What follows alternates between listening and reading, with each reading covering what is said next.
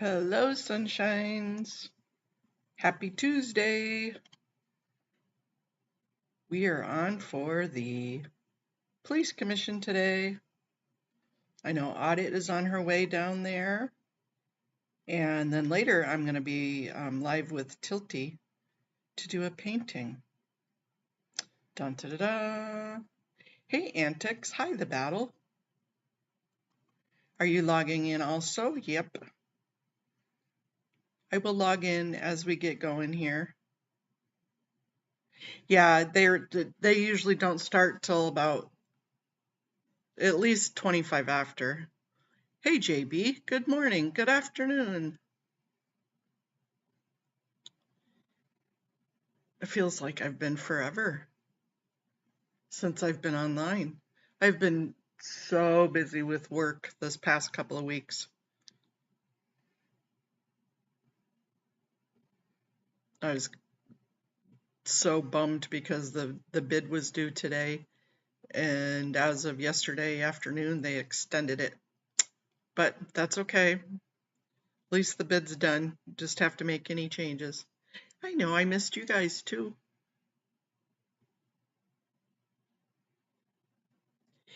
Thank you. I am doing well at Antics. Hi, eyes to see. Hey, Peter. Yep, I saw Peter. They extended the darn uh, election again, didn't they? Hey, Kathy.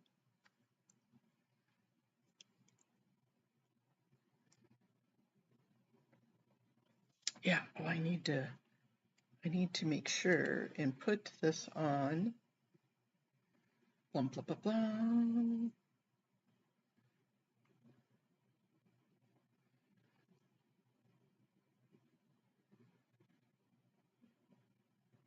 I need to make sure that we are on notifications because sometimes I forget to do that. So how are you guys today? It's been a crazy couple of weeks, hasn't it? Just been kind of nutsy. It's probably not such a bad idea that I've had a couple of weeks of work that I have to attend to.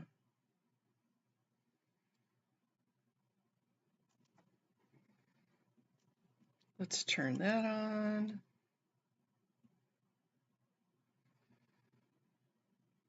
In case, if any of you are wondering, I just got my renewal for my my StreamYard today, and they, for the next day or so, are having a special of $18 a month for the core plan, which that's way cheap. So if you get an opportunity,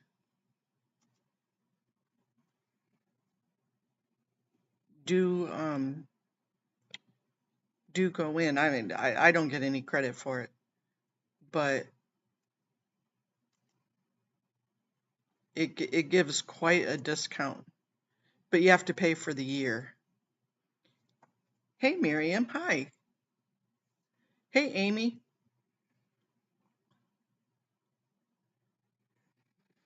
Well, I'm glad you got the notification, JV. Yeah, crazy, crazy.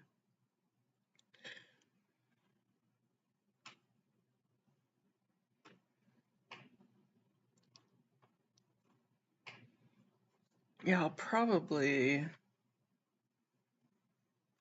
let's see, might as well just get, it's a little bit too early, but it's not too bad. I can get set up at least.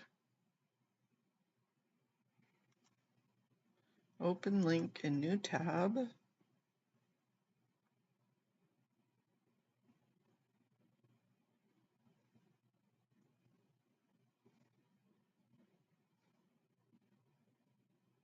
My computer's being butt slow.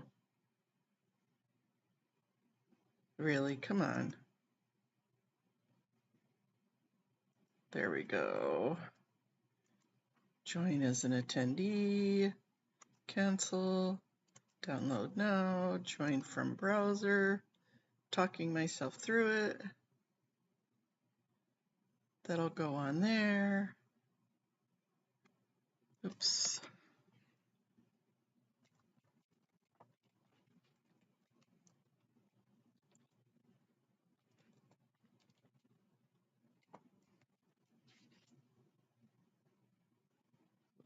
Fine. We'll wait on that one, then we'll go back to here. And we will open link in a new tab. I'm supposed to get my book from Jamie Mustard today. It is in delivery route, I guess. I can't wait to get my child X. I will be reading tonight. That's for sure. If my computer doesn't give out on us here.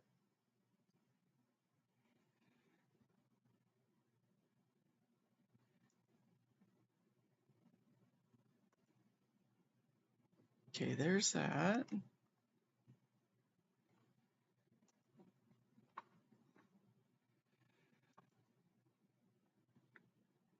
Join meeting as an attendee. Open link. And I got to do it both ways, or else the volume stuff doesn't work on this.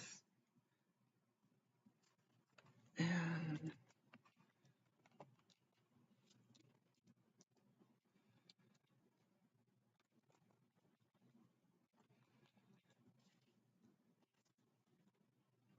join webinar. And then that'll be going. We'll keep it on the Zoom. Okay. There.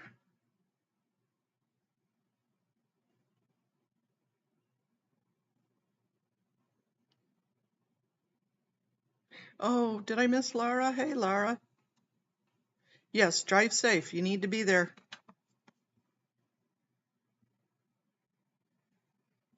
Yes, he did. This is going to be an excellent book. I didn't do Kindle. They didn't have Kindle when I first got it. So I ended up getting the hard copy. So I'm totally excited about that.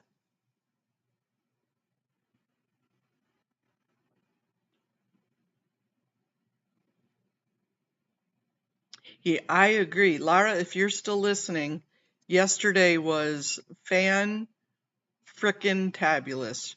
You are so finding your voice. It is so cool to watch you find your voice. That has been so cool. One of these days, Peter will find his voice too. You know I'm kidding, Peter.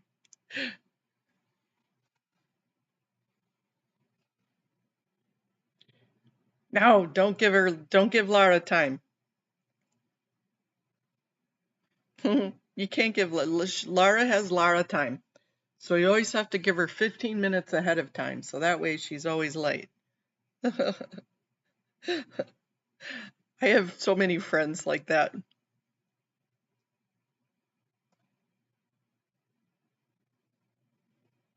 You tell them 15 minutes ahead of schedule.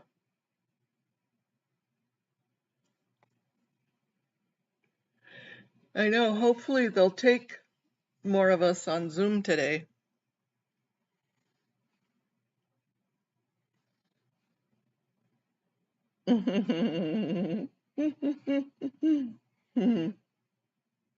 Lara is doing amazing. I am just so proud of her. I'm a proud mama. I can say that because I'm old enough to be her mama. If I was a child bride. I won't give up my age too much, but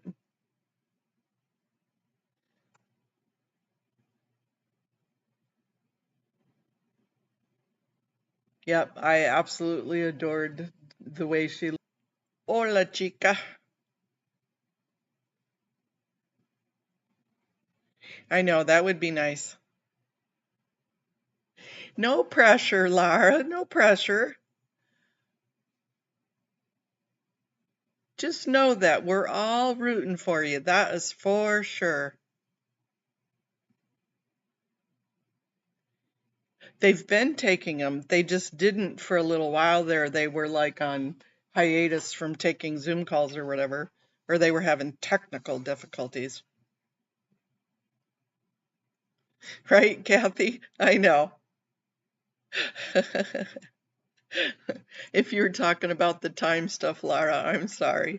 I'm not judging you. You're just the artsy type.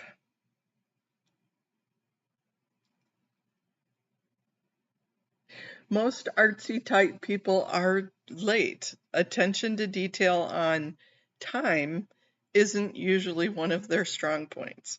Just saying. But that's okay.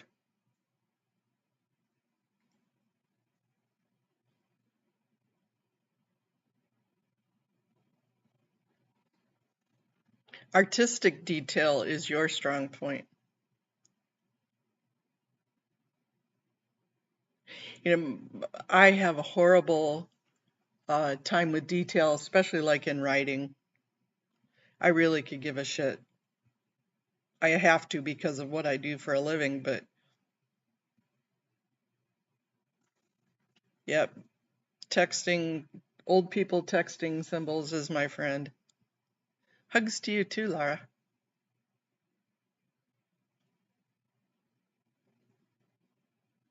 Amy, you've been doing so awesome with all of your posts and tags.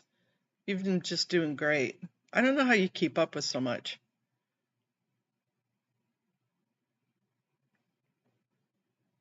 If I'm not at least 15 minutes early, I feel late.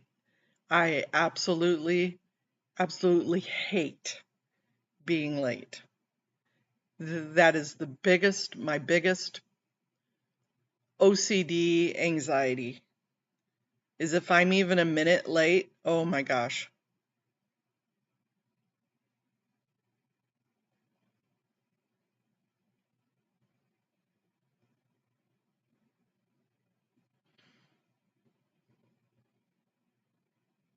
Ooh, oh, Foxy's going. Ooh, nice.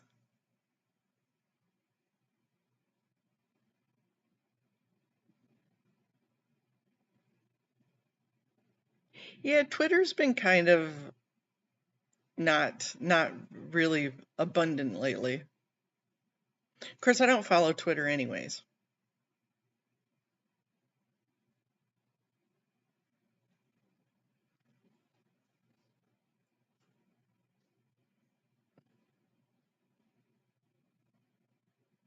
Audrey, are you still on or are you live?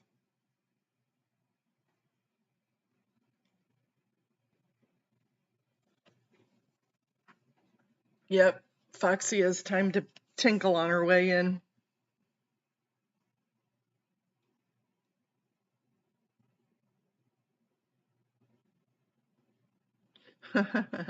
No, I was born right on time. But yeah, are you? That surprises me. Miriam, I thought you would always be like the first in line, always on time.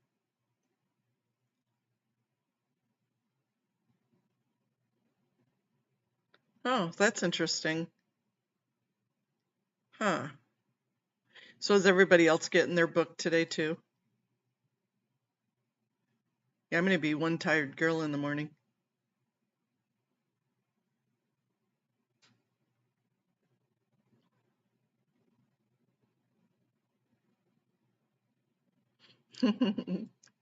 Yeah, but that's hard. I mean, I try and answer Peter's emails, but I'm not always the best at returning emails.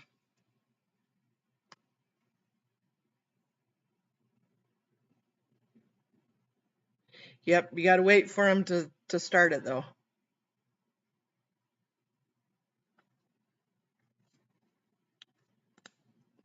You cannot raise your hand yet. But thank you for the reminder. Right, Kathy.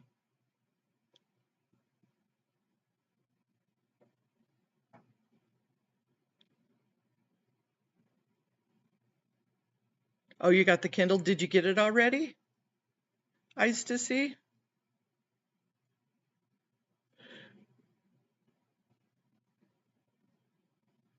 I prefer the Kindle. Oh no, putting the pressure on. It should be, and it probably will be eyes to see.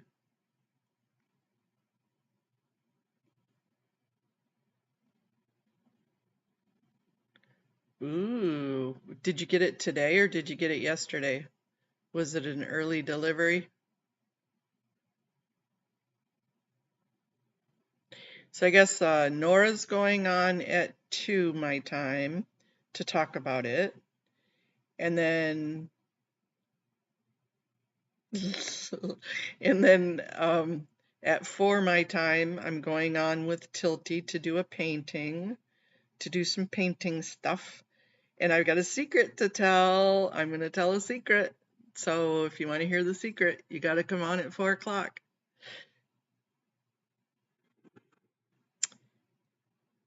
And I haven't even told Tilty yet, so she doesn't know the secret either, but I have a secret I'm going to tell. I'm teasing. And then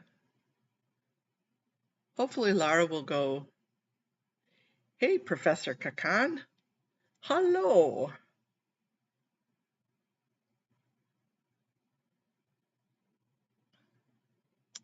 I am a tease. And it's about one of my besties. Got the surprise. Okay, great. I'm glad. Tilty will love that.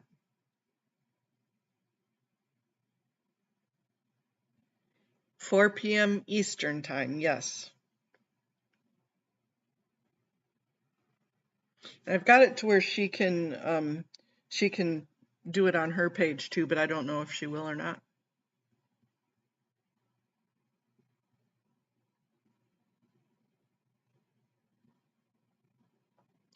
I've been doing my In My Brain series. Have you guys been liking that or no? Is it confusing?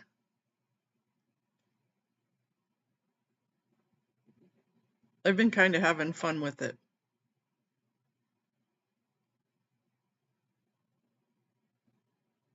It's even a little eerie and spooky because I'll do kind of an impressionist type painting and then upload it to AI and let AI what it tell me the analysis, and that's been kind of creepy. And then it writes a song for me.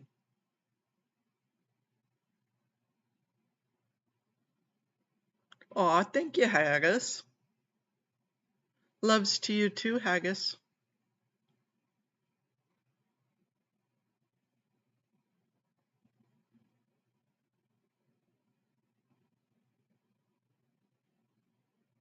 Yeah, well, I kind of agree with that, Peter. You know, she is a late night bird, isn't she? They are, they are late nighters.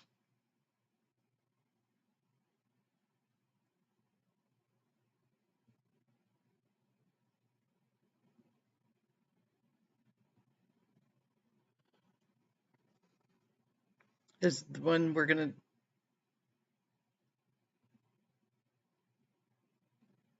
Yeah, no, go ahead, Miriam. Go ahead. We don't have issues on this one, anyways.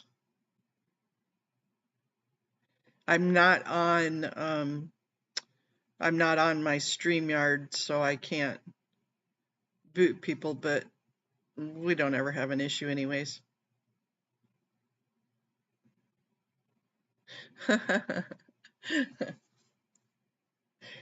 On the fart sack. As soon as they get going, I'm going to take me off screen.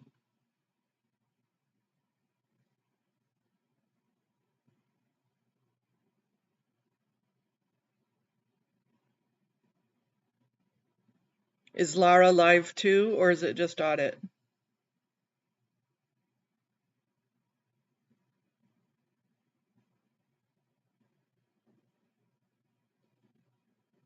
Cobilf? Is that how you C-O-B ILF? I've never know how to pronounce that one.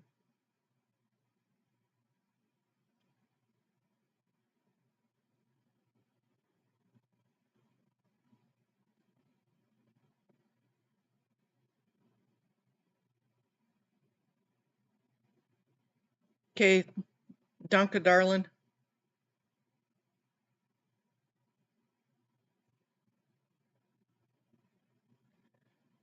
C-O Bilf. Okay, thank you, Antics.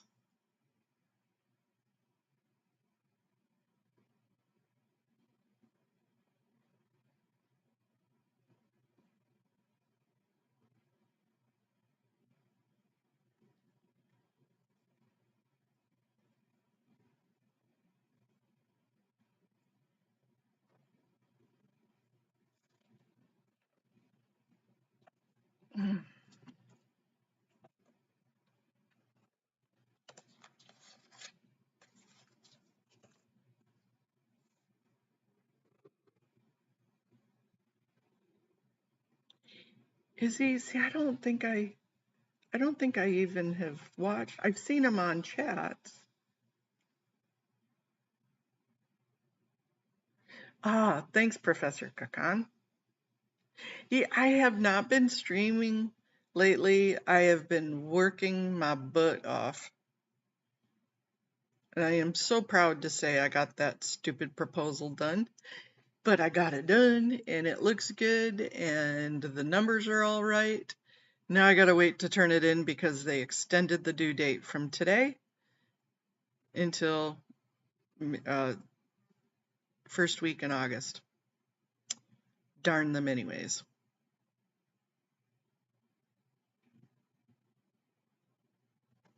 Okay, we are waiting for them to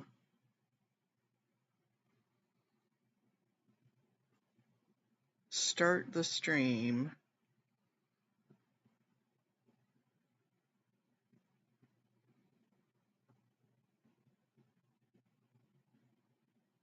Good morning, Brian.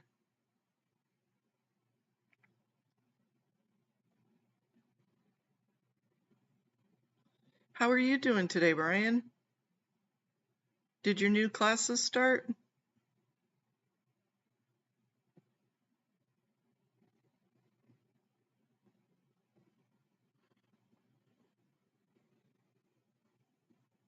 Oh, here we go. Recording in progress. And we have a quorum, Mr. President. Thank you. We welcome everyone attending this morning.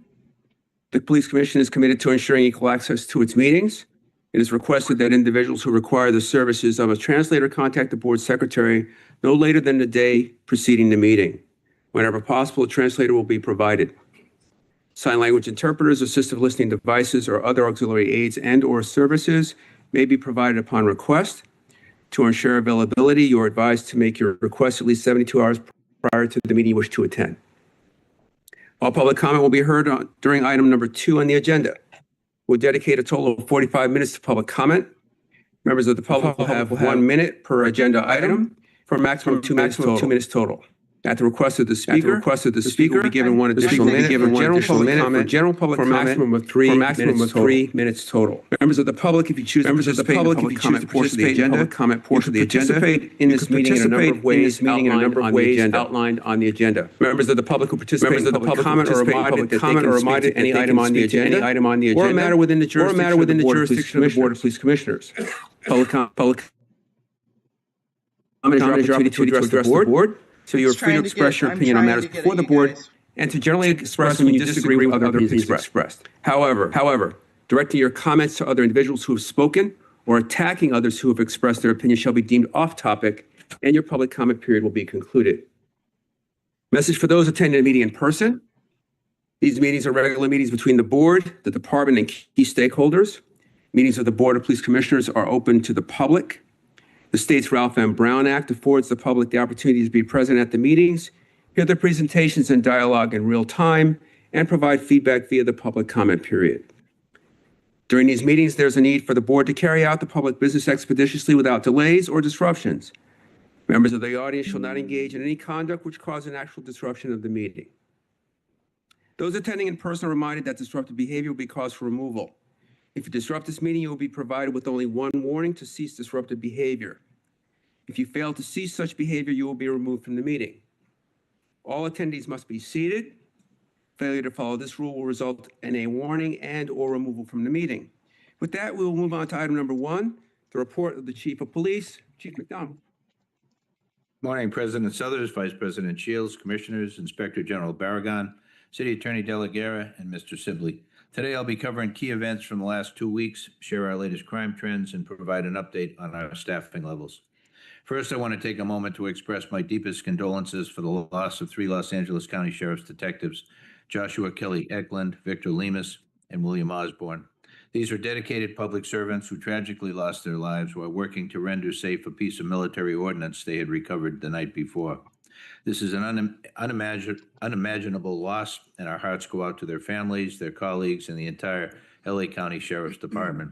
We stand with them as they grieve and begin to heal from this tragedy. In the days following this incident, our LAPD bomb squad and SWAT team stepped in to assist with calls that would typically fall under the responsibility of the Los Angeles County Sheriff's Department.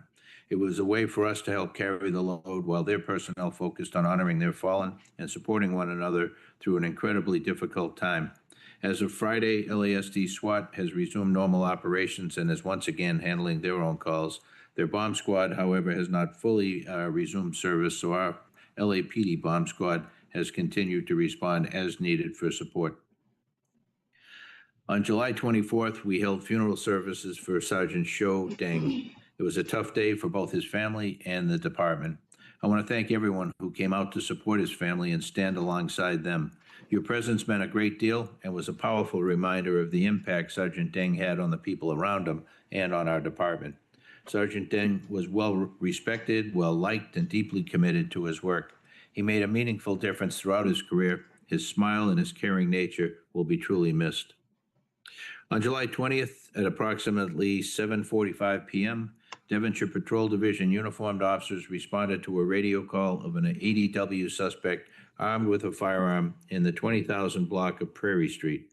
As an air unit arrived over the call location, they observed the suspect on a skateboard attempting to flee and directed responding officers to the suspect, later identified as Romario Iraheta, who was now at the 9300 block of Corbin Avenue. Iraheta continued to flee and a foot pursuit ensued, during which time he pointed a firearm at the officers, resulting in an officer-involved shooting. Iraheta was struck by gunfire but continued to run, stopping a short time later and was taken into custody without further incident. The suspect was transported to a local hospital where he received treatment for a gunshot wound to his left shoulder. The suspect remained hospitalized in stable condition and was absentee booked for assault with a deadly weapon on a police officer with a firearm. No officers or community members were injured during this incident, and a black steel 9mm Glock 19 pistol loaded with a high-capacity magazine and live rounds were recovered at the scene and booked as evidence. Force Investigation Division investigators are investigating this incident.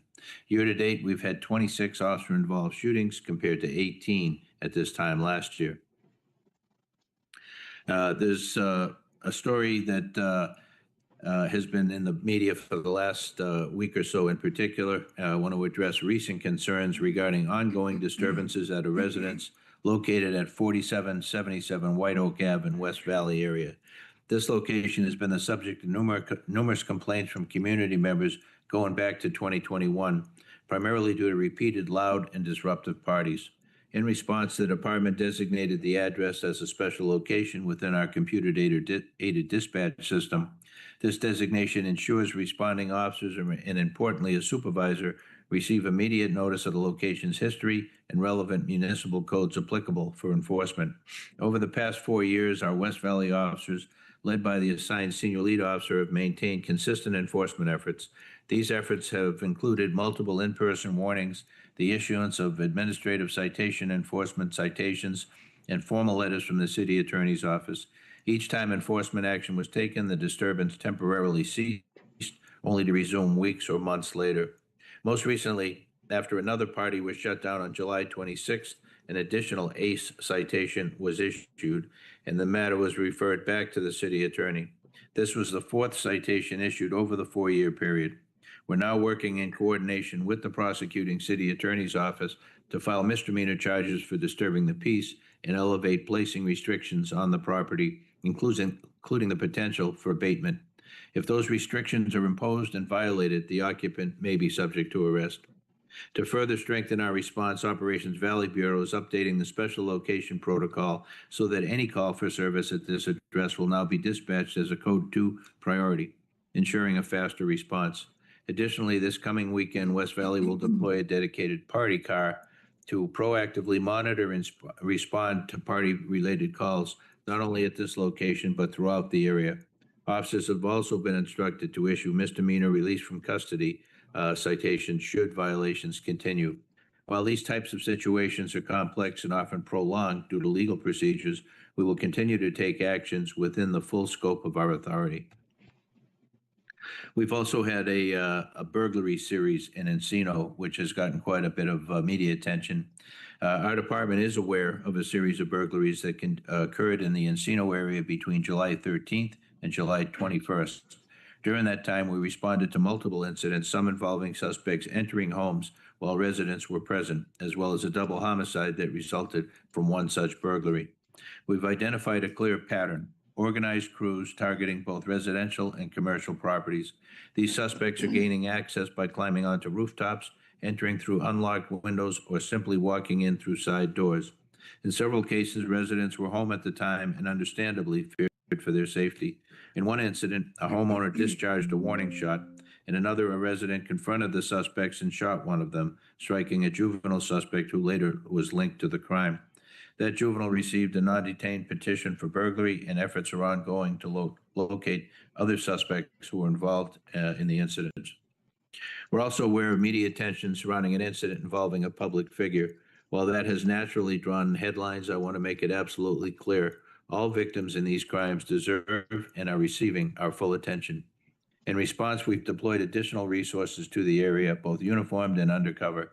Some of these efforts will be visible, such as marked patrol units and high visibility enforcement. Others may not be as obvious: surveillance teams, plainclothes officers, and coordinated investigations supported by Metropolitan Division and our detectives. We're also working closely with our counterparts in other parts of the city, as some of the suspects involved in the Encino crimes appear to be connected to burglaries in other geographic areas. Our investigators are actively reviewing physical evidence, DNA, video footage, and forensic leads from various scenes.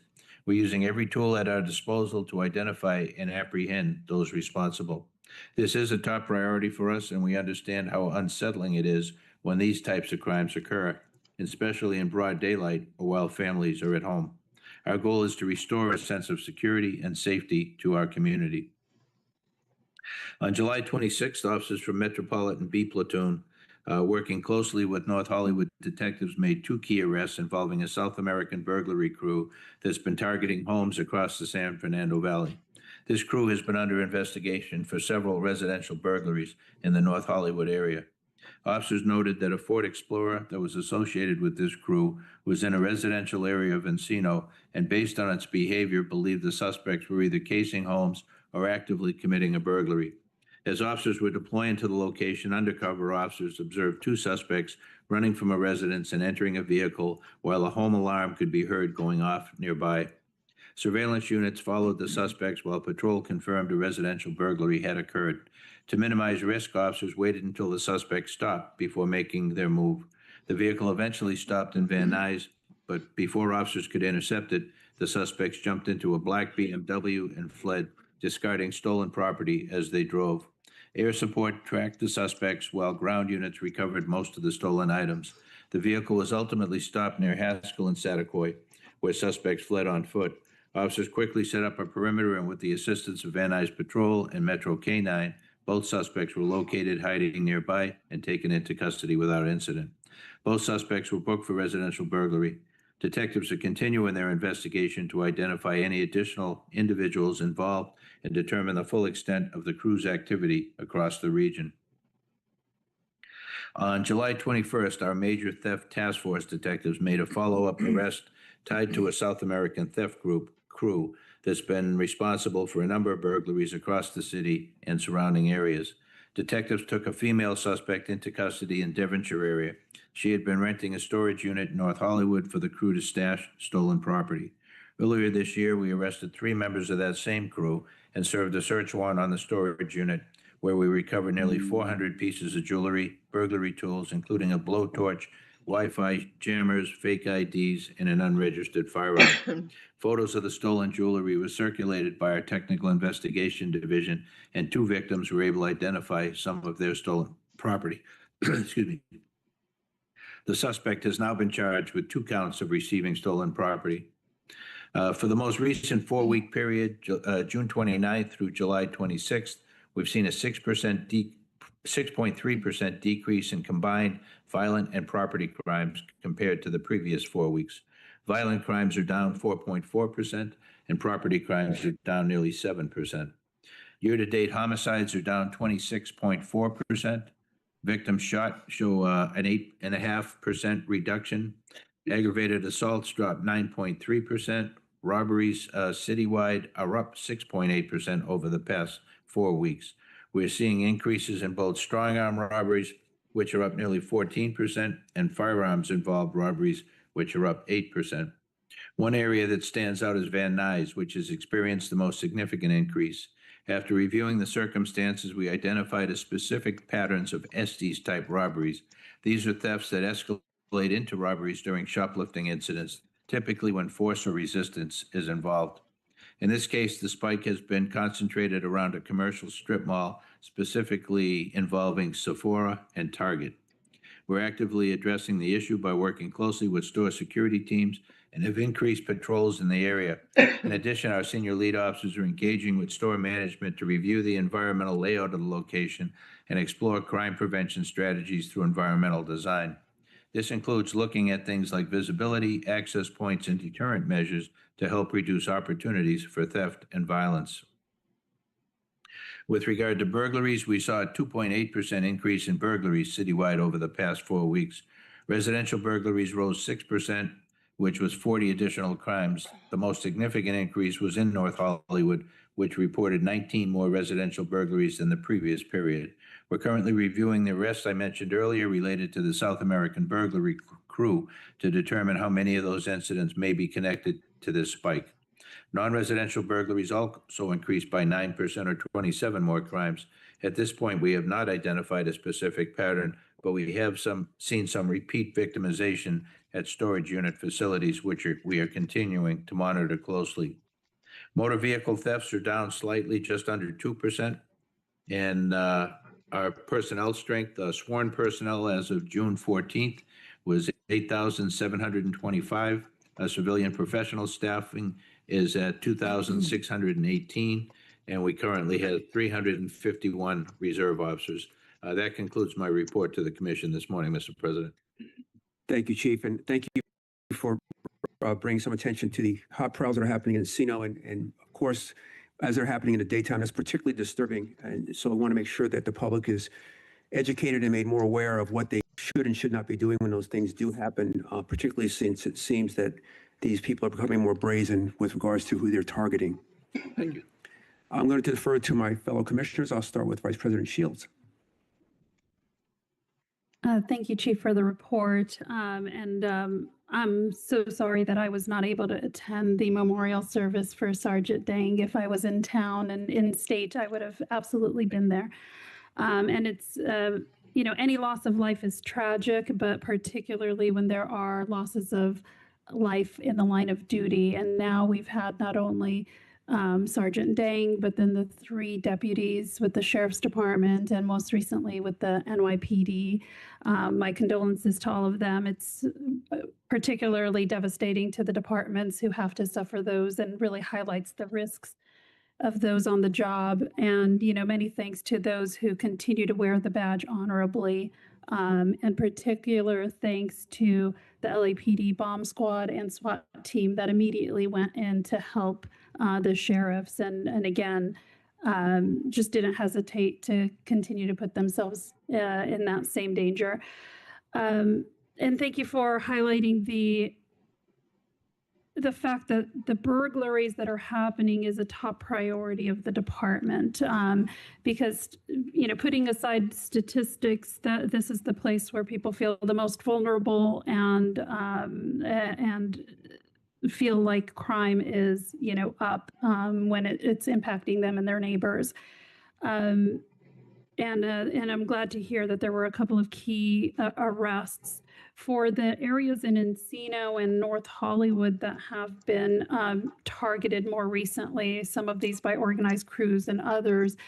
When the department is identifying locations where the automatic license plate readers should be put, are these types of factors considered so that they are kind of a top priority? Yeah, yes, they are. I wouldn't talk about specific placement, but yeah, that's certainly something that's taken into account where the crimes occur and where the greatest number of incidents are, so that we can use them strategically as much as we can. Thank you. Anything else that the residents should do or know about the modus operandi, essentially, of these crews so that they are better protected in their homes? Yeah, typically what we see with the crews, we've seen South American burglary crews. We've also seen some that have been arrested that have come from South Los Angeles, and they're replicating the tactics and MO of the South American burglary crews, using jammers, more sophisticated pre-incident surveillance, where they may have cameras laid out on the property or on a car parked on the street across from the target house for a period of time to be able to determine pattern of life, when person's going to be home, when they're going to be gone. So a greater level of sophistication than we had seen in prior years. Also, their MO is to generally then, when they believe no one's home, come knock on the door, wait for response, knock again, maybe go away, and then come back again 15 minutes later, knock again, and then go around to the back of the house, generally enter through a slider, break the glass, get in. They're in there for a short period of time. They've used Wi-Fi jammers to be able to disable the camera system and an alarm system. If they're wireless, cut the wires if they find those, and be in and out very, very rapidly. And then take take a small safe if they can, but they go after expensive handbags and jewelry and things that are easily be for resale. And then the crews generally transport that stolen property to a warehouse type arrangement, very organized, and then distributed from there. So yeah, there are commonalities among the two different types of crews that are operating, but a lot of similar characteristics in the way they do business. Thank you. And we won't get into the investigative efforts to identify all of the important locations where they're operating, but the department is making all efforts to identify those areas. Is that We are. We're doing as much follow-up as we can, roll back warrants. What the public can do is be a good neighbor. Watch out for your own property, have cameras, use your neighbor's cameras to be able to help cover your property as well, and to be able to look out for each other. There's nothing better than a good neighbor and somebody who sees something that they know is out of place, a car in the driveway that doesn't belong there. Give us a call when you see that kind of thing happening. If you can get a license plate, certainly all the better. But don't put yourself in harm's way to try and further that investigation. Call us. Thank you. And I know that you have made some changes within the department. Any kind of high level that you'd want to tell us about and what you hope to accomplish with your changes? Yeah, ultimately, it's to try and make our organization as efficient as we can be, as accountable as we can be as we move forward.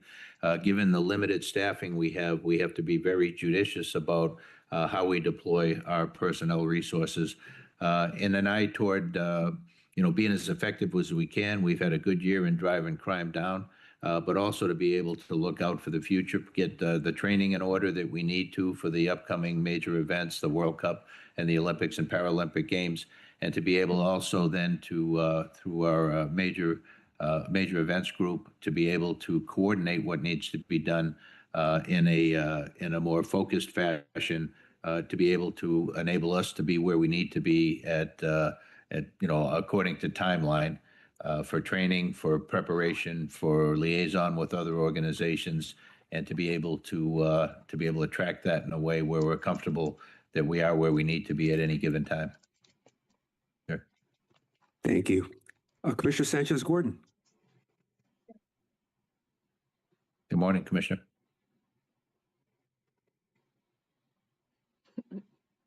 That Commissioner Shields already touched on, and in particular, the service for our fallen officer last week. I was there, and it was indeed very, very moving.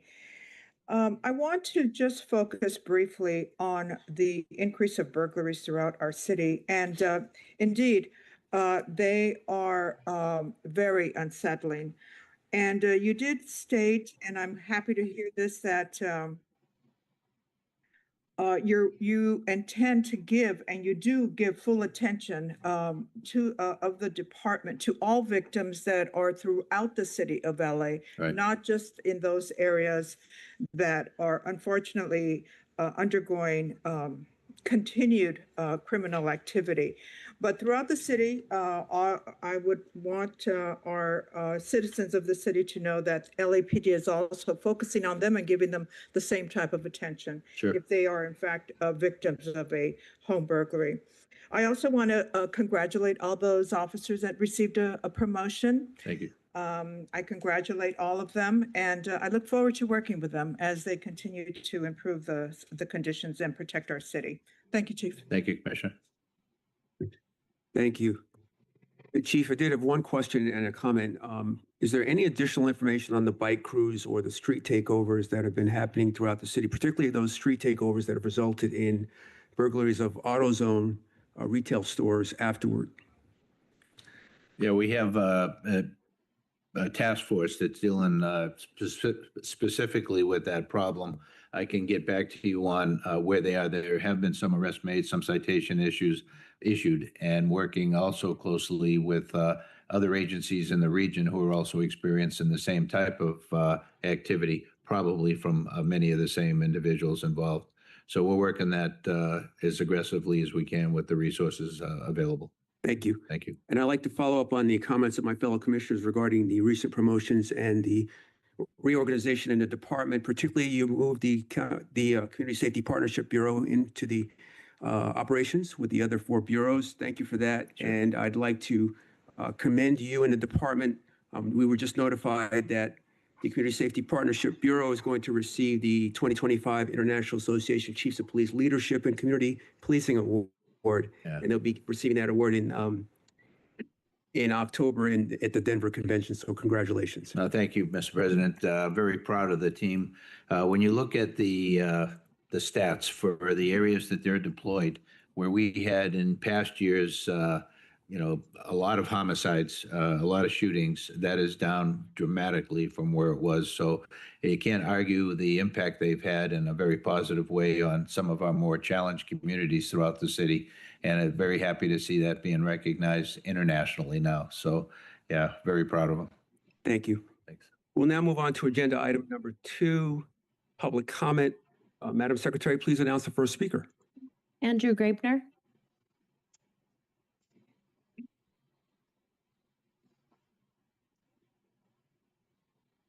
All right, starting off with the chief's report, which should be limited to a maximum of 3 minutes at every meeting. If it exceeds 3 minutes, which should match the amount of time the chief takes, regardless of how long he takes to give his report. Everyone should be able to speak both in person and on the phone. So once again, the amount of shootings is going up. The amount of times LAPD is shooting people, it's up from last year. Now a reminder that Michael Moore was partially pushed out because the LAPD was shooting and killing people so much. So I wonder if this is going to happen to McDonald's soon.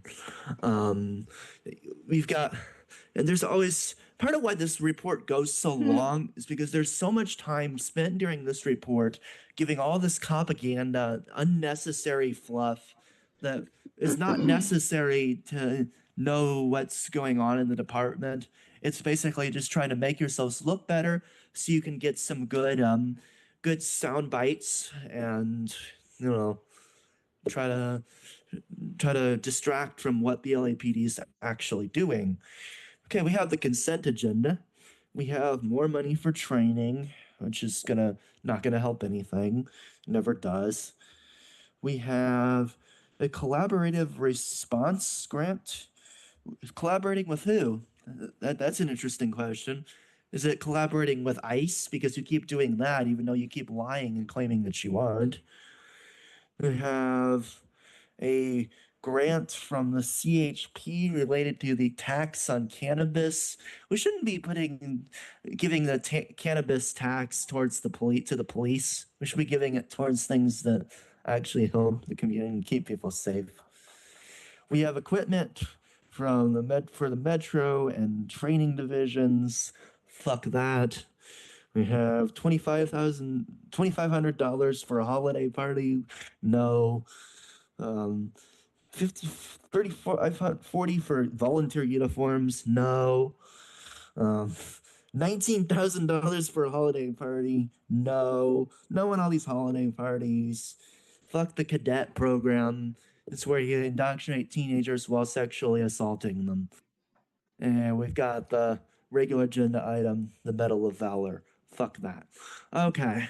So now, maybe the city attorney and executive director can help opine on this. So I see on the records, I was looking at the records related to the nomination of Mary Lee to the commission, which was failed. But I saw something interesting. It looks like Errol Souther's term ended on June 30th of this year.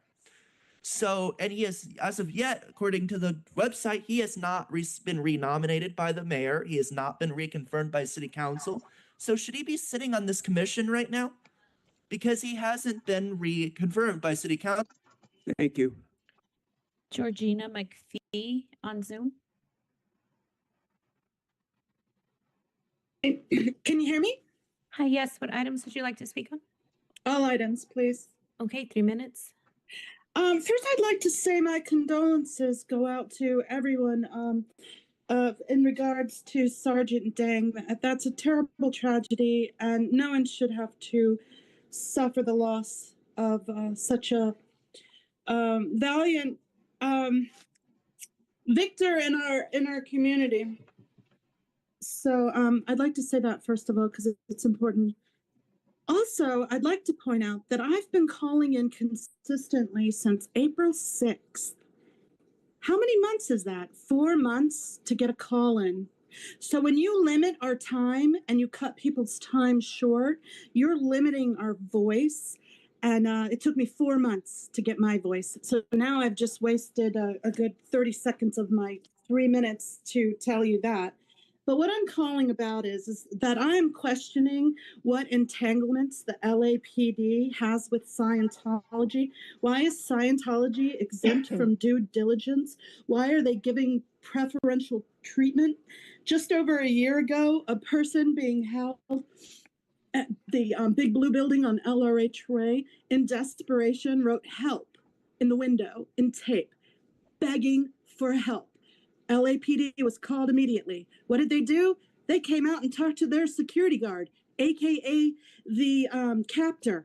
And the captor said, "Oh, no, nothing to see here, folks." And they went away, and nothing was ever done for this poor person desperately begging for help.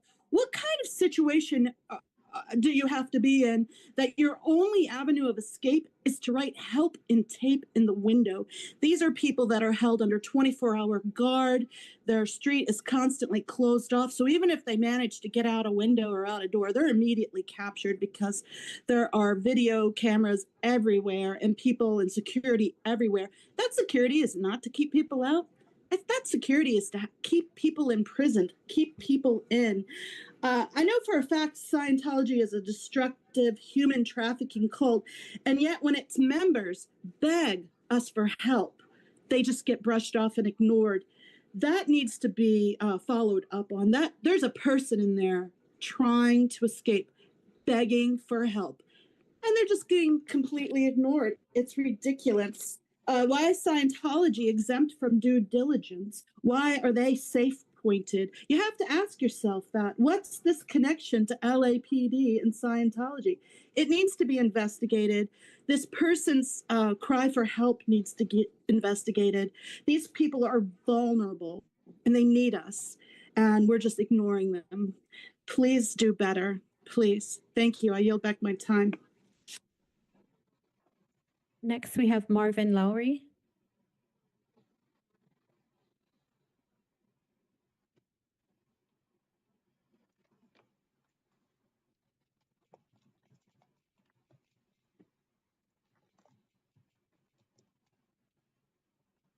Commissioners, I'll be speaking only on public comment.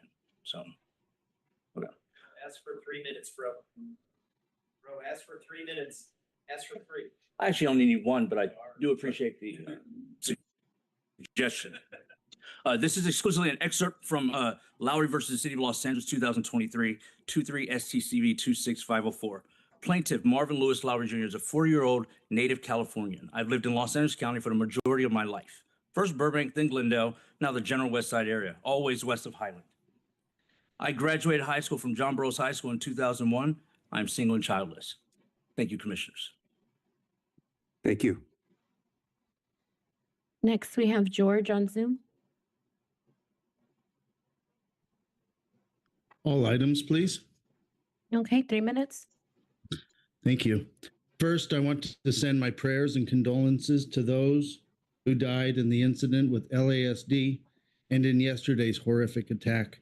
My condolences go out to the family of Officer Islam in NYPD's 47th Precinct, and may Officer Dang rest in peace as well. Now, today, I had to change my name since I have not been called on in the past weeks. Maybe it's intentional, not calling on me to give public comment, so today, I'm George, but I prefer to be called Philip. There's something about this department that just stinks. Jim, your honeymoon is over, and you have not impressed me one bit. At least you're not a lush like our former chief, but you have done nothing we're talking good about. The latest round of promotions and laterals sure speaks volumes. The only move that is a breath of fresh air is moving loose hands Marco Lozano out of Foothill. But I feel bad for the officers at Northeast. That man does not deserve to be a... To Lozano, if you are listening, good riddance. You're gone. I told you to your face that you could never silence me. When anyone speaks truth to power in this department, you end up getting smithed. And I'm proof of that even happens on a civilian level. Jim, why are you guys like him? And why are guys like him in positions of power when they do not know how to follow the rules? Lozano talked about another command staff officer's personnel file, made a female CPAB member cry at a meeting. I was there, and even touched a woman's thigh without her consent. I thought this department cared about women.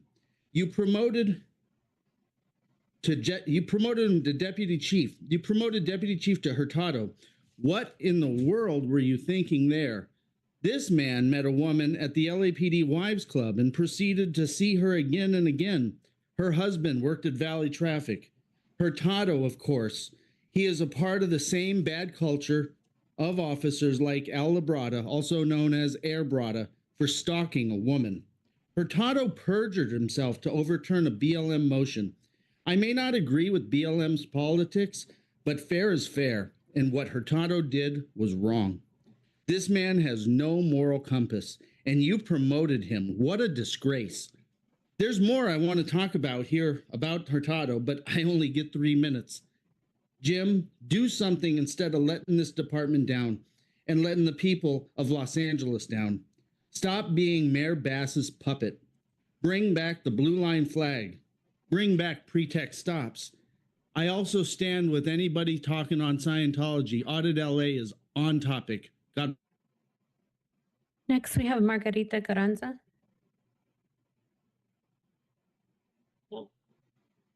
Okay. Laura Anderson.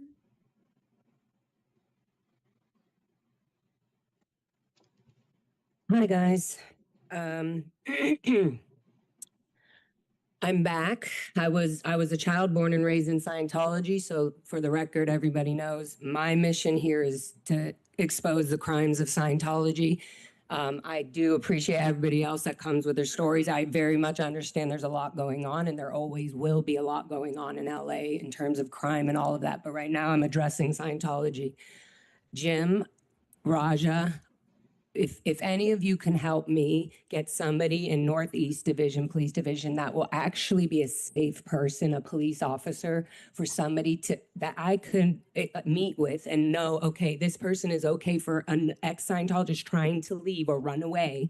This has happened multiple times. They just announced the help sign outside the window. That was last year. 8 months ago, 2 sisters, teenagers, were running away, and Odo, the security guard who I grew up with as a child, was chasing them down, trying to find out where they ran off to. Odo, the security guard, also has the direct number to somebody in the Northeast Hollywood Division that comes on his cell phone, that comes without the sirens and shows up on his call, on security's call from Scientology. That is so unsafe. That is so corrupt, especially when you're hearing reports and protesters protesting Scientology, trying to help people get out. They are trying. I tried to get out. I was just in a Scientology arbitration. It's okay, Fox. I was just in a Scientology arbitration with one of my best friends that I grew up in the cult with. She's in arbitration with Scientology, a fake, corrupt arbitration. This is the case number: 19STCV21210. She's in a current court case with her VS leader, David Miscavige. So this is a current court case. I was just at her as a witness for her. Okay, this is a corrupt policy they're doing. They've never done there's no such policy as arbitration in Scientology. So all this is made up. We need somebody that they safely can go to. Any Scientologist, any Sea Org member, any old person that thinks they're going to be killed or whatever by Scientology because if they leave, they have too much information to report that is current. But we can't give you that information if there's nobody that they can literally escape to and be safe with. If they hear that people like myself that have been protesting say a certain person in the LAPD or a certain person is safe to go to, and that person is very in tune with people who have left, who are fighting for their rights on this, that's going to feel a lot better. I know the LAPD has a lot going on, but Scientology is in every city, and every city of Los Angeles and the whole Ventura area in California, all over. So there's going to be multiple people, old, young, children trying to leave. We need to have safe police officers that are actually safe and don't have anything to do with corrupting Scientologists. Thank you, ma'am. This officer will assist you. Next, Ma'am? Mona M. This officer will assist you. Right there. Thank you. Items, please. Okay, 3 minutes. Thank you. Thank you. I promise I didn't plan this. However, thank you for the opportunity to speak with you today, Commissioners, Chief, President OIG. I have been speaking with my measly 3 minutes for the past year and a half. Lately, the topic has been how abuse survivors are hesitant to report because of the perceived relationship with Scientology and how they are intimidated because of it. I asked that Janet Whelan be removed from the CPAB. The other night, guess who was attending the CPAB? Janet Whelan. She is the representative of Scientology on the board. No other religions have a representative. And I have nothing against Janet. She probably is a great person. I don't know her personally. And she has gained your trust for over 40 years on the board. That's a freaking long time. But truth be told, that is her job. It's her job in the paramilitary division of the cult of Scientology. She signed a billion-year contract and gets paid $50 a week if she does a good job, and has not seen her son in years or has ever met her grandbabies. He left the cult, and per their disconnection policy, she can't see him or her grandbabies for $50 a week. She is made to be at the meetings each month, whether she feels good or not. And at her age, oh my goodness, my statements are truth. You, the commissioners, you, the chief, are enabling and encouraging this violation of civil rights. and quite frankly, illegal behavior because they do the same to children. Kids cannot consent. There's a book that is being released today, in fact, called Child X by Jamie Mustard. Again, Child X by Jamie Mustard. You may want to get it to see the horrors that have happened in LA. I am asking for two things because of this. Remove the Scientologist seat on the CPAB. They don't belong there with the ongoing lawsuits such as Valerie Haney's. And two, other police departments around the country have a cult team, a task force, if you will. If you have one, please disclose the names and the team names to either Audit LA or Lara. And if not, please assemble one so that way we can interact with them. Thank you, and I yield back my time. Next, we have William Good. William Good, okay. Audit LA.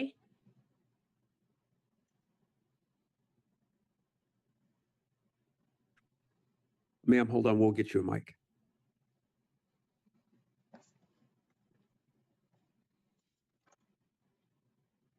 Can you hear me? I don't think it's on. Push what? Okay, is that better? Good morning, and I'm here to continue what Laura and Mona and the other caller were speaking about.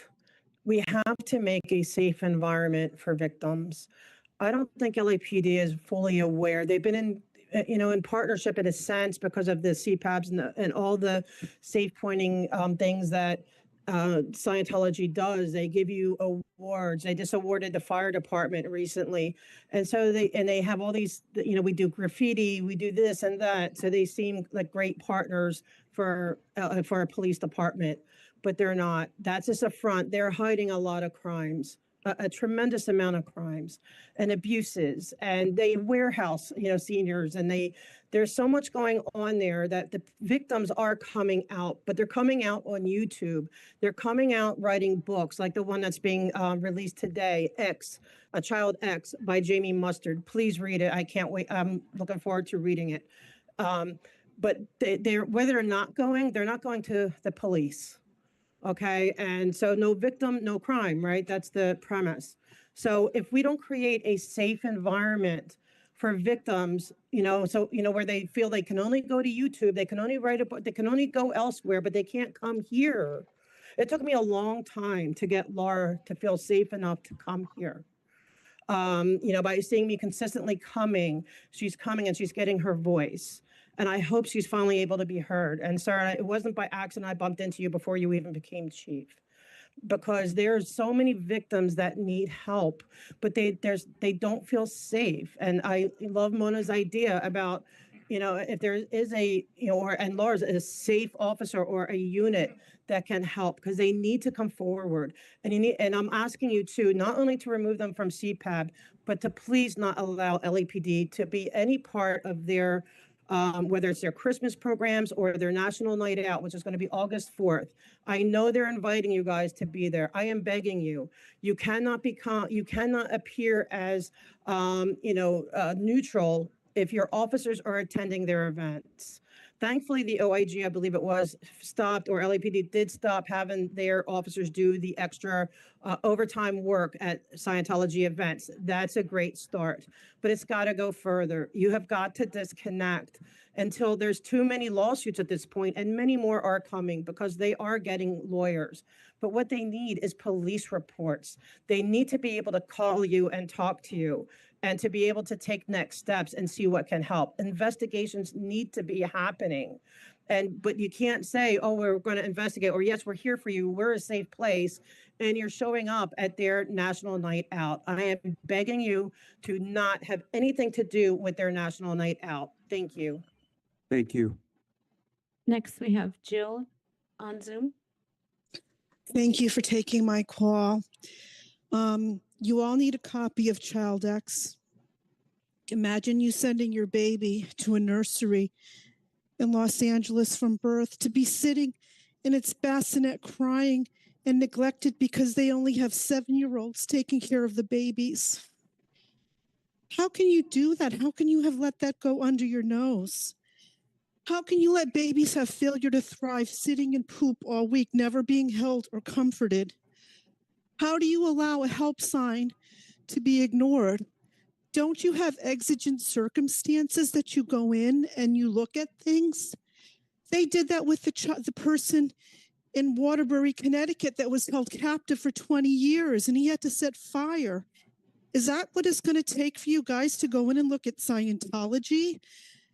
Didn't you just raid the TikTok cult that was featured on Netflix? When are you going to do that for Scientology? When are you going to start saving the people? You have a concentration camp going on under your nose. When are you going to go in? Don't you remember what happened when they went in after World War II and they made the citizens look and see what was going on under their noses with the heaps of bodies rising from the ashes of the Holocaust? Well, you have something that is creating ashes. You have people withering inside, working $47 a week. How can you allow this? Slavery, I thought it ended in America, but you're allowing this to go on. How could you do this? Don't you have a conscience? Don't you have a moral compass as officers? Why don't you send your kids in there to work? Would you allow that? Would you allow your bank accounts, IRAs, retirement accounts to be drained by your kids because they joined the very thing that you're protecting? How could you do that? You have no conscience to let this happen. You are in bizarro world. Additionally, you had somebody, this is off topic now, but I was just talking about, you had somebody that rammed into a club on North Vermont and someone used a gun to stop them from causing damage. And you're going after the person trying to stop the harm. It's the same thing as you're doing against protesters that are trying to raise awareness of what's going on in that cult. How could you do that? You guys might as well be holding up the sign from the entrance of Auschwitz that says Arbeit macht frei. Everybody's telling you, they're explaining to you what's going on, but that you sit on your hands and do nothing. Where are you going to have your judgment at Nuremberg? Are you going to say you were following orders just like was done at the Nuremberg tribunals? Where is your conscience? Your kids are laughing at you that you sit in a town that allows these atrocities to go on. You will be judged in. Next, we have Bike Guy.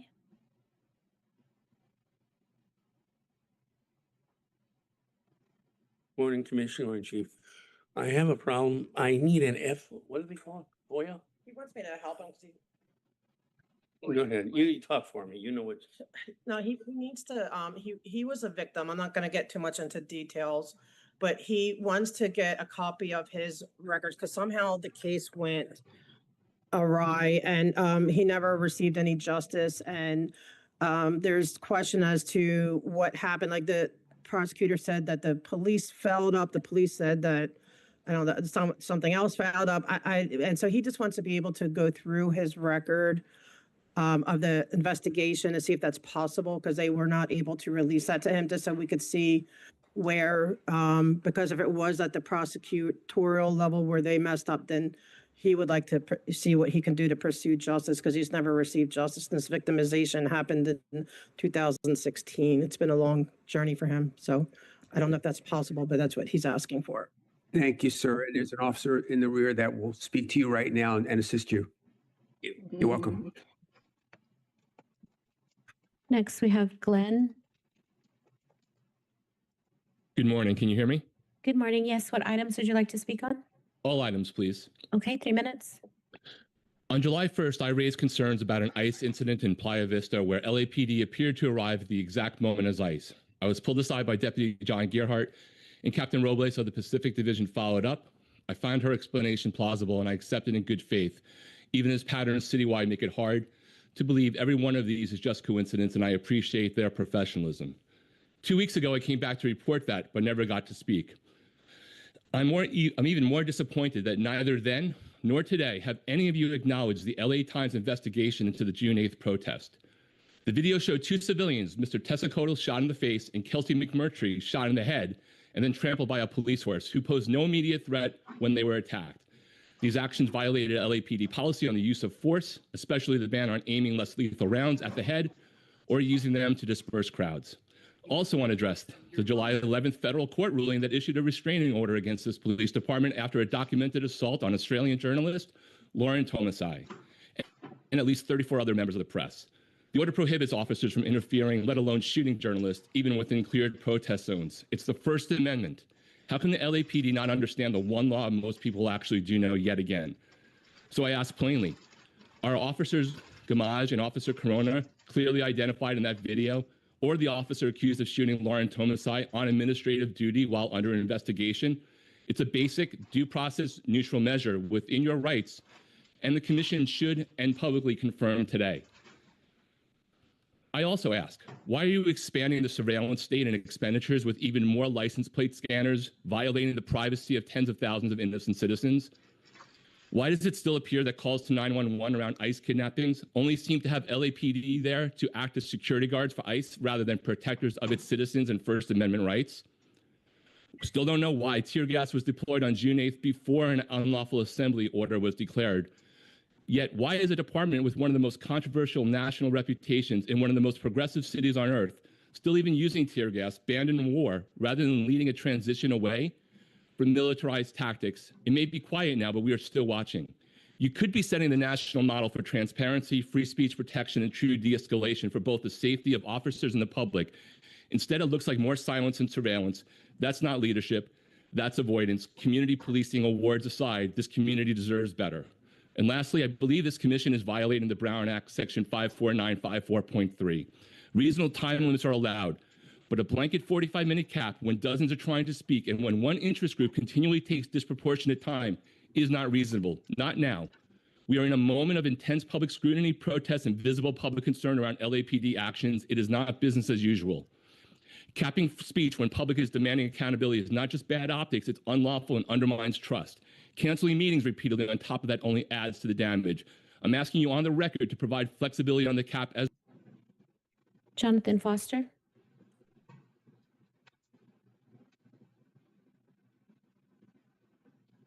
Jonathan Foster.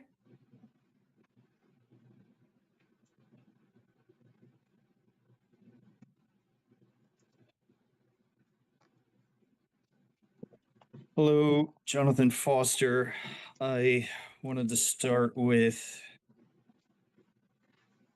there's 2 flat tires up there, and there's been no week of no categorical use of force since March. So they've been shooting people since March. How about these 2? We'll quibble with you potentially.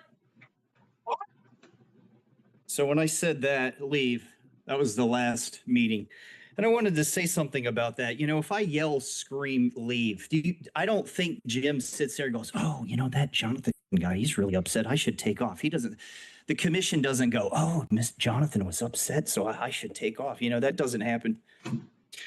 I've noticed that the Scientology report is like a similar Xerox to the Catholic Church. The next topic. This is not in your jurisdiction, but this could have saved Officer Dang's life if in the center median of the highway we had yellow lights all up and down the highway, especially around the curves. With the cameras, they could tell that there was a stopped car, and then all the lights would go on, right? And then that would signal to drivers that there's stopped cars ahead of you. This also would have saved, there were 4 people in a car that were hit by somebody that they claim is intoxicated. All 4 of them died. But really, the girl or whoever it was driving that they claim is intoxicated, this wasn't really their fault, right? Because the same thing happened to a person who was not intoxicated and killed Officer Dang. So then on the sheriffs, there's a missing grenade, which is just like the missing guns of the LAPD that nobody talks about and no one has recovered. The missing guns from the LAPD. And training. Officers need 5 years of training before they are commissioned to go out to the public. No one under age 35, and it ends when you're 55. You can't be a 21-year-old with a gun out there being a police officer unless you've had 5 years of training, not 4 months. or or a year. 5 years of training. That way. So the next one I want to talk about is Lavelle Adams. If you remember, if you watch the video, they shot Lavelle Adams, boom, boom, boom, and he went down on the ground. Now, how come they didn't keep shooting him like they shot Gresario Mack? Gresario Mack was on the ground. They shot him. He's dead. How come they didn't just keep shooting Lavelle Adams? Probably maybe they learned a lesson that you shouldn't do that, right? But then they had shot him with the less lethal. They could have shot him with the net gun, but they don't have net guns. I've suggested net guns. You don't have to give me credit for suggesting net guns. You can forget my name. Just get the net guns. Thank you. Michael Ackerman.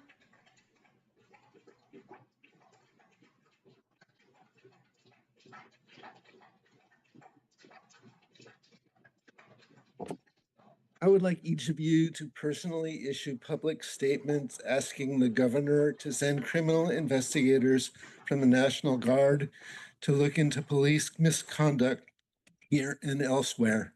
As I noted 2 weeks ago, the governor has made specialty deployments like this before. The situation is so serious that I believe this is the only solution. I see only one legitimate excuse for you not to demand this highest level of police oversight, being under extreme duress. And it is unacceptable for public officials to be under duress. So if you are unwilling to take this modest zero-cost step to protect vulnerable people, please tell your reasons to the public. Thank you. Thank you. Alexei Balara.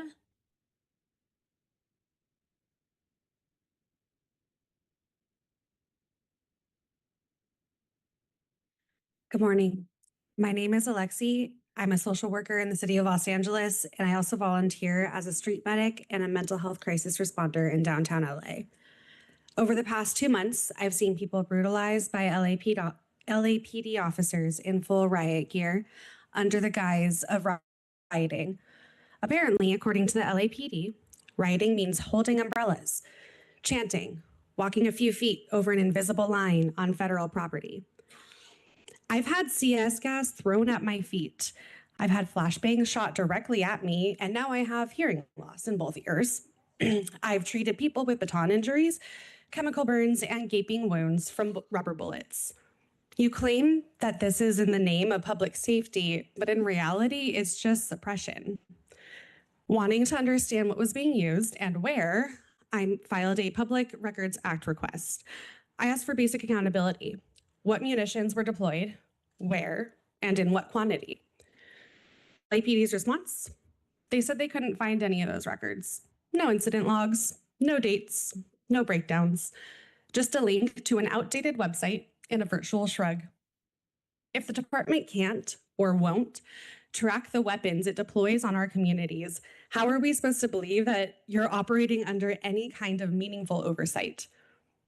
And this isn't a new problem. In 2022, LAPD paid nearly $48 million in police misconduct settlements. In 2023, that number rose up to over $54 million. From 2015 to 2020, more than $200 million in legal payouts for excessive force, wrongful arrests, abuse of power. These are patterns. In 2020, after the murder of George Floyd, LAPD used rubber bullets and tear gas on peaceful protests. Street medics were shot, legal observers were detained, and mass arrests were made. In 2023, at Echo Park Lake, LAPD kettled and assaulted protesters defending unhoused residents. At pro-Palestine demonstrations, LAPD escalated even when the protests remained peaceful. And just this June, LAPD did it again, deploying so-called less lethal rounds, tear gas, and batons on protesters opposing ICE. Dozens were injured, many hospitalized, and several arrests for doing nothing more than being present. Outside the detention center, it's happening again. Visible organizers are being targeted, press and medics are being injured, and masked men claiming to be federal agents and armed with snipers and assault rifles are abducting people off the streets without ID or explanation. If this commission is serious about accountability, then we need action, not more platitudes, not empty apologies, and no more virtual shrugs. I demand that this commission demand a public report on all recent use of force incidents at the detention center protests and the downtown protests in early June, and prohibit the use of chemical weapons on peaceful assemblies. Thank you for. Thank you. And ma'am, to the extent you have not already raised those complaints, can we have someone speak to her? So to make sure that all of the complaints are under investigation. Thank you. Julian Macara.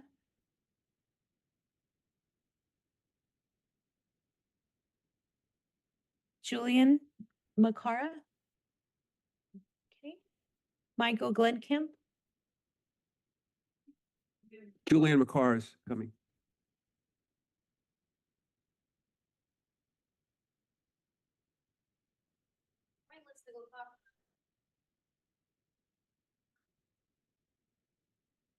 Good morning, team. My name is Julian Alexander McCarr. I'm a resident of Highland Park. I'm a behavior interventionist. I'm a volunteer for a number of nonprofits in the greater Los Angeles area.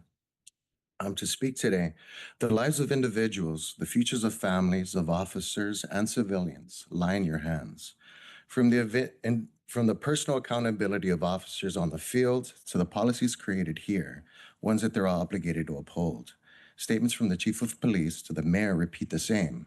We are not aiding ICE or federal operations.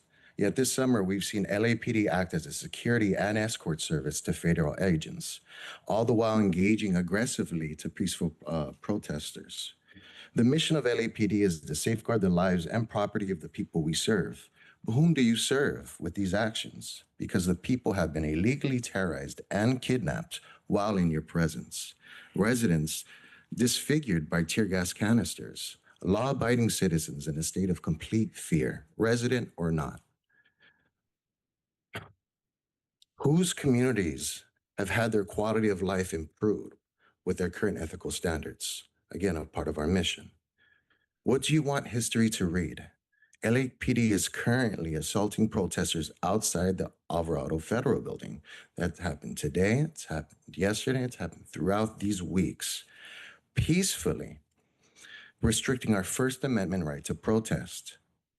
Whom do you want your children to see when they look into your eyes? God bless you. Thank you. Michael Glenkamp. Oh, yes. Sorry. I'd like to speak on all counts. So on July 24th, there was an overwhelming show of force by the LAPD in response to peaceful protesters near the federal building. The justification given was that DHS agents had claimed that they were attacked. Officers swiftly moved in to arrest demonstrators, and several individuals were injured in the process, some even requiring hospitalization. Most of these arrests have since been released, with charges dropped due to lack of evidence of attacks occurring.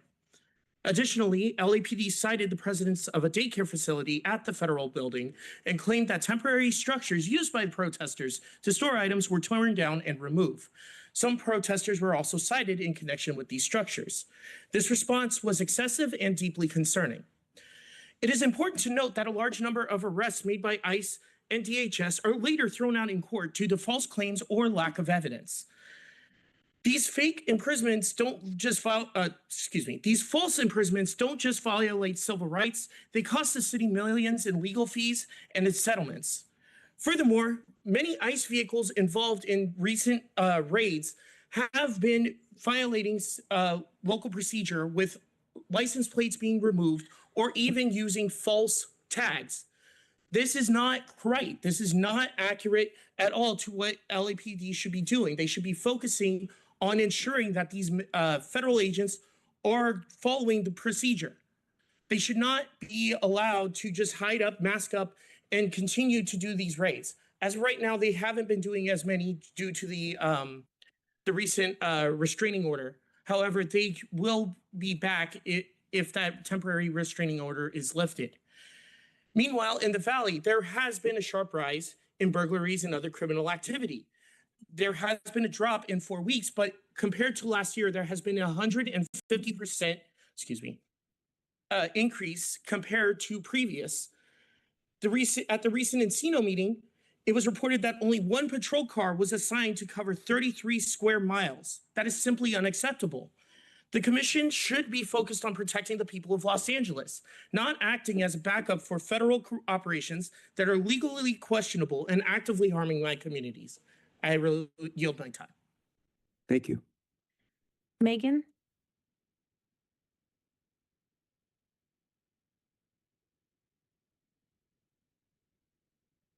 Errol's term expired on June 30th. He should not be here. But as we know, he doesn't actually really care about the rules and will enforce them as he sees fit, as he told us a couple weeks ago.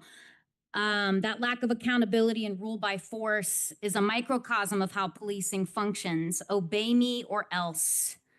Well, as we've seen the last couple weeks, as more, kind of middle-class white people have been showing up here out of concern for LAPD's collaboration with ICE and their repression of protesters. We also see who Earl listens to and who he values because, those white people are allowed to speak out of turn and kind of do whatever they want during the meeting. But when it's a black man or a black woman doing the same, he's kicking them out. And if you keep showing up to these meetings, I appreciate the people that are here for the first time today. You will see that for yourself. He shows us all the time who he obeys and who policing actually protects: white property owners.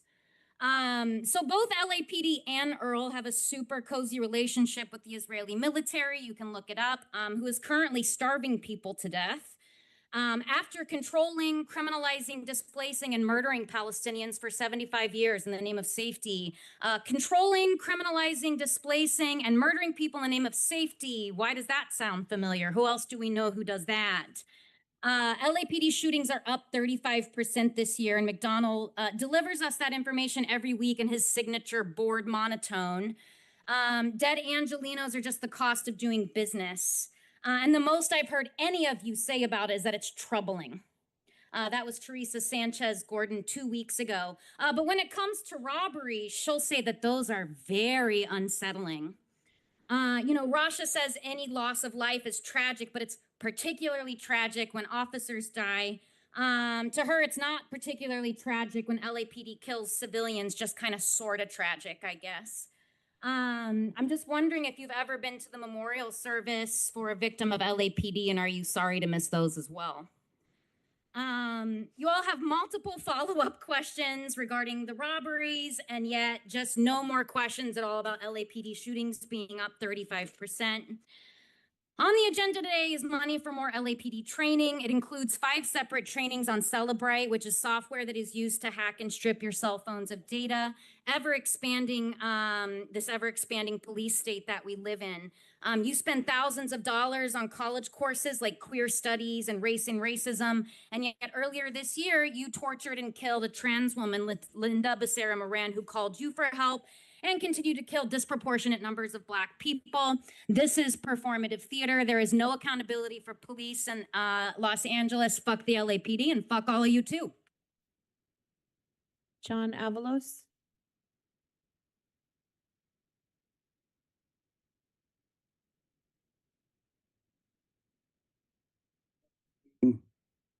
You're not speaking right now. You're disrupting the meeting. It's your first and only and last warning.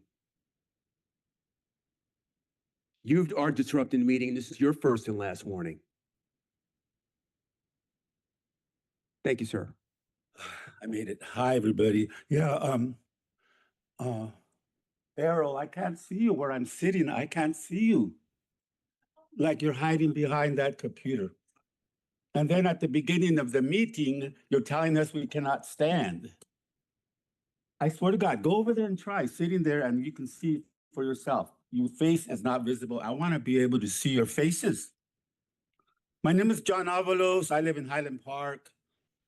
I'm looking for a place to live. I live in a garage of a friend. Too expensive. I'm being run out of Highland Park. But I'm here. I have 3 things that I want to talk about. The first one is the videos that I'm seeing of the way you are treating the protesters over there at the federal building. You are brutal. Brutal. And then the way you yell at them and call them names. And then the one video of a policewoman, Latina, is saying, oh, yeah, well, 4118, that's the law we just passed for the homeless. You are violating 4118, protesters. What?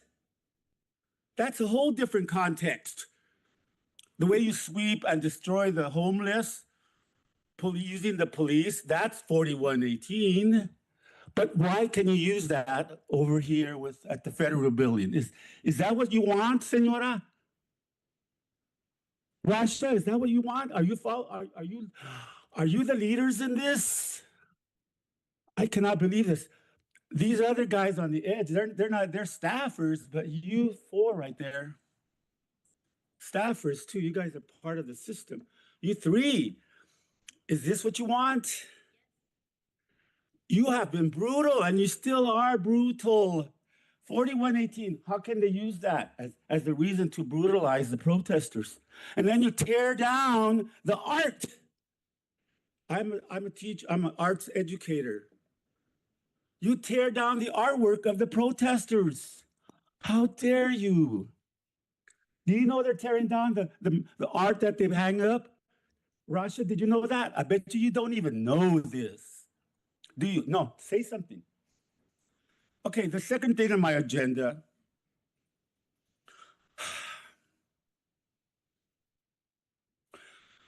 The sheriffs, that day of the King's March, it was beautiful downtown. It was packed with people, a lot of young kids, young teenagers all dressed up real cool.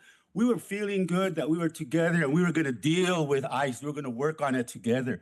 All of a sudden, the sheriffs who were protected over there at the Hall of Injustice were protected by the brand new green barbed wire.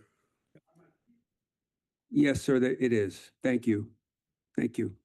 Ariana? Ariana? Okay.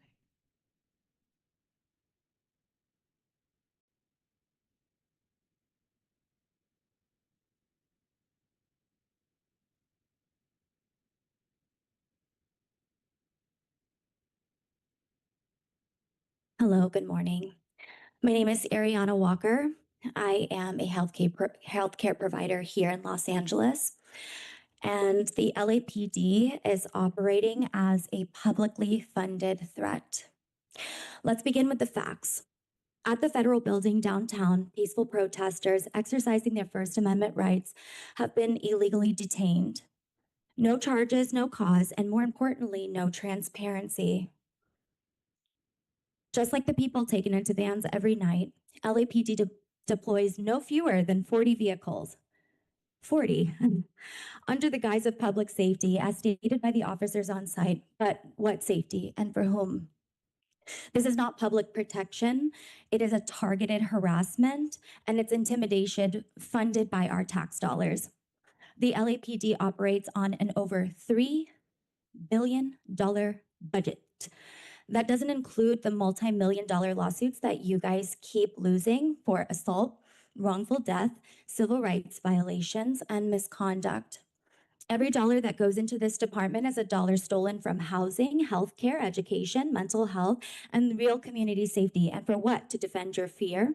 If you were afraid to do a job that you signed up for in a uniform you chose to wear with a gun and a badge that we pay for, then how do you think that unarmed civilians feel when you pull up with rifles, armored trucks, and federal agents in unmarked vans? Let's talk about a little history, shall we? The modern police system in America evolved from slave patrols, groups formed to hunt, capture, and punish enslaved people escaping to freedom. That's the DNA of policing in this country. And as we can see, that's the legacy is alive and well. Now in 2025, you graduated from being a violent gang to being a taxpayer-funded terrorist organization.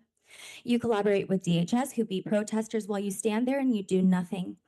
You ignore federal guidelines. You allow ICE to operate with no license plates or fake plates, impersonating military units and blatantly violating multiple California laws, including Vehicle Code 4463, Vehicle Code 5200, 5201, Government Code 759.5, SB 54, the California Values Act, And don't get me started about all of the federal and constitutional violations. So why is LAPD letting ICE roam the streets with no IDs, no accountability, and no oversight? Why are you aiding in this behavior that you claim to protect and serve? Your actions tell us a different story. You're lying through your teeth and you're not protecting people. You're defending a building, white supremacy, and profit. You're not serving the community.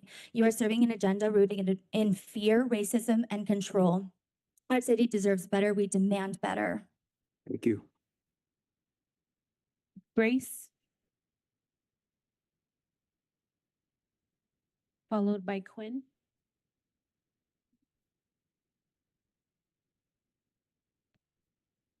What we are witnessing with the revolving training fund is not accountability. It's a blank check for violence. This department was approved for $1.5 million in training funds, but once again, you've blown past that cap and spent $1.87 million.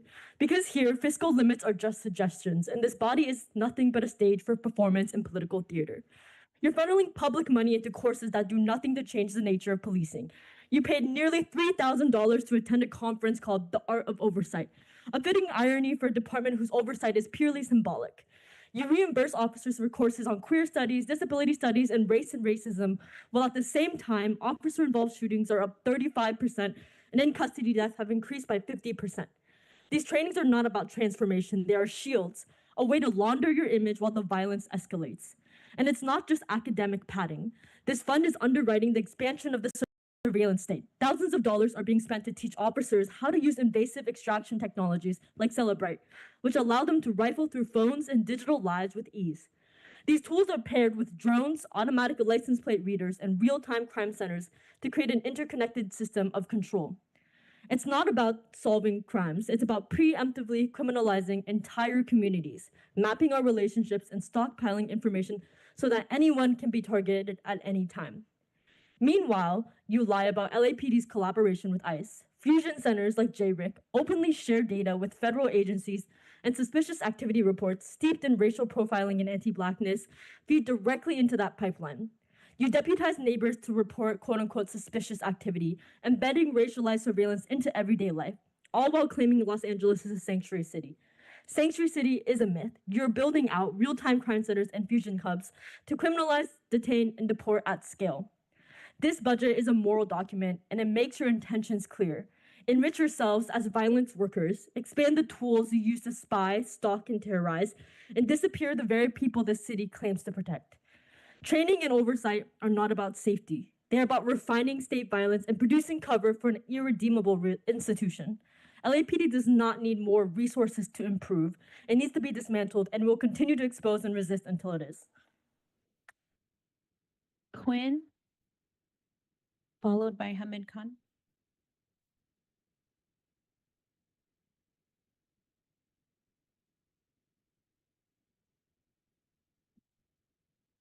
Just to start off, sort of like Megan mentioned earlier, there is no point to talk to the police. You can say, let's try, just try, but ultimately, this is a logic that legitimizes their violence with the mere idea that this body could actually provide oversight. Violence and brutality is in their nature and mission. Protect and serve white elites and abduct and kill anyone who dares to threaten that. This is the oversight body, rubber stamping and approving week to week more money, more programs, more trainings, more ways to wash your hands of the blood that LAPD and ICE draw daily. Now, you've released a document, as Grace mentioned, on your revolving training fund. One of the items included nearly $3,000 for the 2024 AIG annual training conference, quote, The Art of Oversight, which the Inspector General attended. Ultimately, Matthew, you learned the art of oversight, so why are your piglets running around this city shooting people in the groin? Embarrassingly for all of you, it seems you're not only racist and love to clean the reputation of murderers, but you're also bad at it. Shootings have increased by over 35%. Guess that's what they taught you in the art of oversight. We talked this whole meeting about the violence protesters have faced, but LAPD's violence goes beyond rubber bullets and live ammo. They have a whole digitized infrastructure for the tearing down and destruction of Black and brown communities via real-time crime centers and fusion centers, which share information freely between LAPD, local law enforcement, and federal agencies, including, but not limited to, ICE. They turn people into data, run through a computer monitor so that they can be killed in real time, in real life. You're expanding real-time crime centers to all 21 divisions, and when you boast the real-time footage you can acquire. The reality is you can now support ICE in real time. You can rip families apart and shoot people in real time. In addition, LAPD works with fusion centers, which are used by LAPD for analysis of any information about a person or organization that's participating agencies deemed to be a threat to white supremacy and property. Information may be received by JRIC, as Grace mentioned, in the form of a suspicious activity report from the public or by the police. This is community informants, essentially a report of a person deemed to be suspicious. A suspicious activity report is a report that someone generates about an activity they deem to be suspicious, taking a photo, being on a phone call, being somewhere where you're just a person of color. These reports are proven repeatedly to be steeped in racial and ethnic profiling to encourage such profiling under the guise of national security. No wonder you're working with DHS. ICE has direct access to these reports via fusion centers, and they're used to track, detain, and deport community members who are undocumented. This institutionalized spying unfolds far beyond the confines of law enforcement, which is exactly the state's intention. By building a culture of surveillance, individuals are actively deputized to reproduce state violence in our day-to-day lives. Folks feel authorized to be community informants ingrained in the practice of racial profiling. So I'm so glad that you learned the art of oversight. Hamid Khan, followed by Kristen Dewey.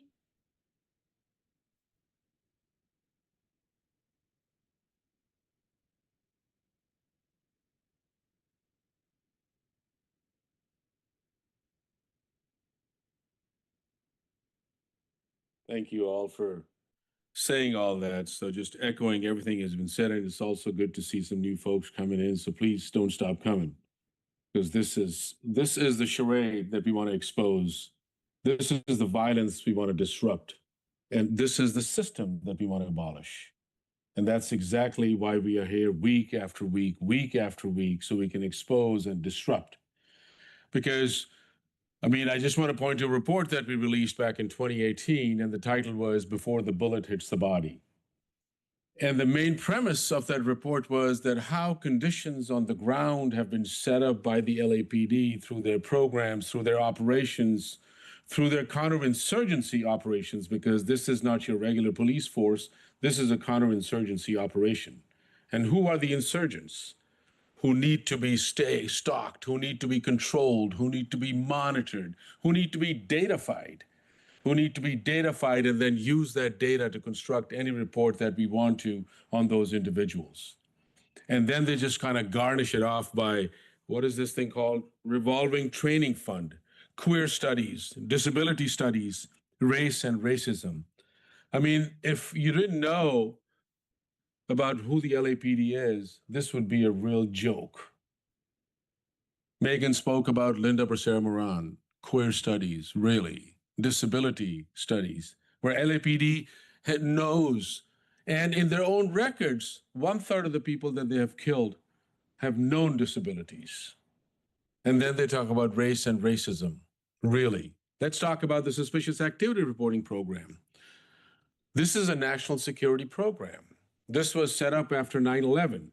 And when you cut through the details and the bullshit, a few years ago, one of the report identified that over 30% of these secret files, these national security files, identified individuals as Black in a city which has 9% Black population.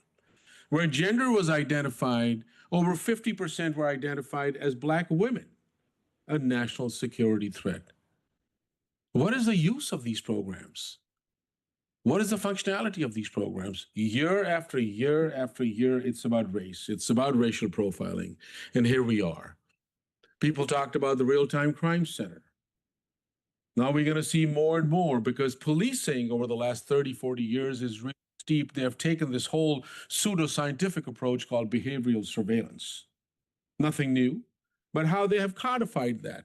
Observed behavior reasonably indicative of pre-operational planning of terrorist and or criminal activity. Teresa Sanchez, you're a judge. What the heck is this supposed to mean? Observed behavior reasonably indicative of pre-operational planning of criminal activity? Isn't this speculative? Thank you. Kristen Dewey, followed by Goat Puppet.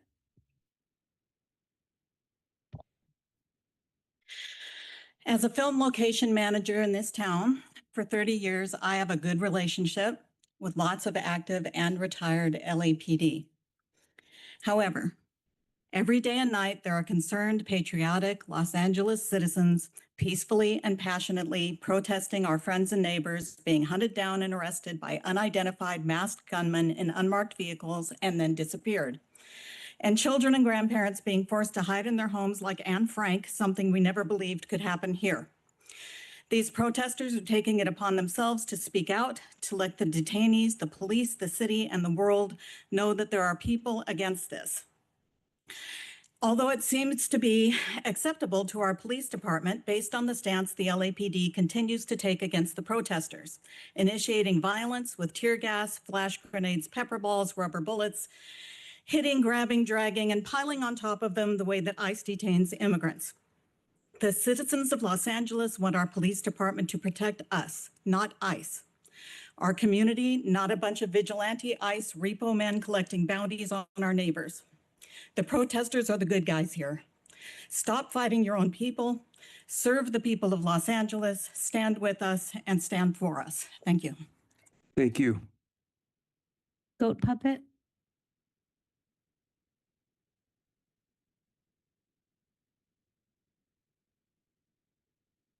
Well, you guys can't find the Encino burglars. So Saturday morning, I get an alert.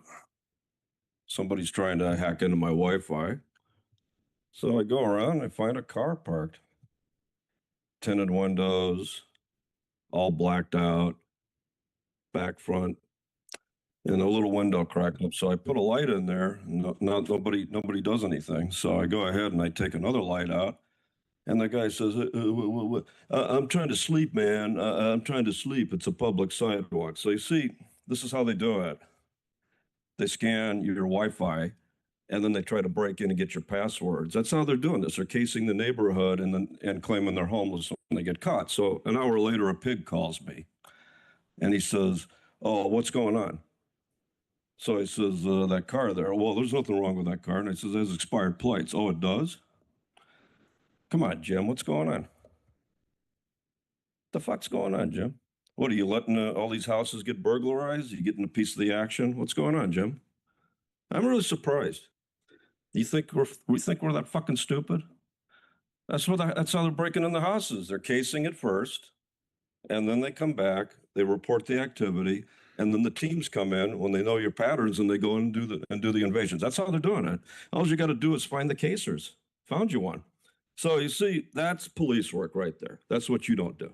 But what you're doing on Alameda, that's a whole other fucking story. Because, here we got ICE rushing in the street, grabbing somebody, shoving them in their head, and then who pulls up? LAPD runs out of their car, brings the baton. It's on camera, and just shoves this woman in the back and plays ball. So every fucking time you guys can help them, you guys at LAPD are helping them. Every time, Jim. Every time. Your mayor told you no. No. He doesn't know what no means. He doesn't know. He doesn't understand that. So, like last night, I'm out there. They see me out there. LAPD stays the fuck away, right? I mean, what's the deal? Why? Why would you get the city sued over a kidnapping operation? Do you understand that they're kidnapping people under color of authority? A woman with a baby was caught on camera being shoved into a van with men. How the fuck do you do that, Rasha? You take a woman with a baby and shove her in a van with men and drive them out to the desert in Adelanto to detain them? That's kidnapping under color of authority. It's a kidnapping operation. Now the city's going to be sued as an accomplice. Now our city's going to be sued. But by the way, good luck there, Southers. You're fucking gone. And I am glad you hate. Thank you. Step away from the podium. Rabbi Dusty. Rabbi Dusty. Okay. Mr. President, that was our final speaker. Thank you. We'll now move on to agenda item number 3, consent agenda items. We have consent agenda items today, items 3A through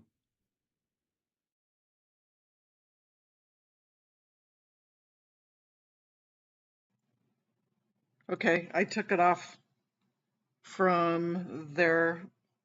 Yep, warning, warning, foul language, definitely. Yeah, he's definitely not looking too happy, is he? Okay, you guys, I'll see you over on Nora's in a few. I'm going to go into the fluff and buff room for a minute. So, and I'll catch you later with Tilty, hopefully. I'll talk to you later. Bye.